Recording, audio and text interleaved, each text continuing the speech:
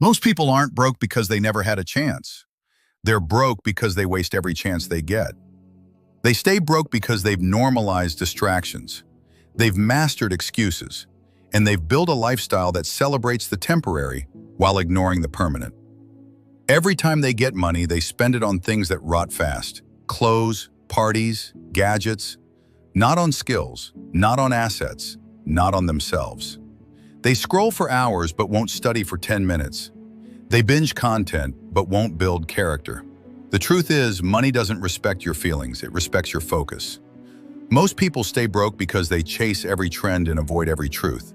They're quick to say, "I deserve this," after one hard day, instead of building a life that earns rest, not one that escapes from pressure. Broke people treat money like a solution, not a responsibility. They don't plan, they react. They live for Friday and fear Monday.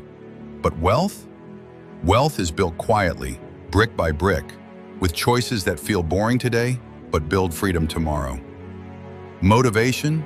It gets them started, maybe, but it never carries them far. Because motivation is just an emotion. It fades, it lies. It promises you change without demanding discipline. And when that emotion leaves, so does their focus. That's why the successful don't chase motivation. They build systems.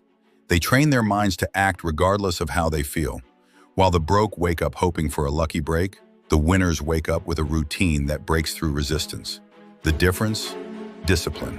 Most people stay broke because they want comfort more than progress. They want likes more than legacy. They fear discomfort so much that they remain in the same job, the same routine, the same cycle for years. They'd rather look rich than be rich. They'd rather look busy than be effective. And they'd rather be envied online than be proud of themselves in private. That's why they stay broke. Because every time they get a chance to level up, they trade it for a distraction. Comparison is another killer. Most people spend hours comparing themselves to people online who don't even live the lives they post. And by doing that, they destroy their own self-worth. They waste their energy wishing instead of working. Jealousy takes root and ambition dies. Meanwhile, the winners, the ones who escape broke, are not the loudest. They are the quietest. They're building when no one is watching, learning when no one is clapping, grinding when everyone else is sleeping. You don't see them, but one day you will. If you really want to escape broke, start investing where it counts, in your mind, in your skills, in your time.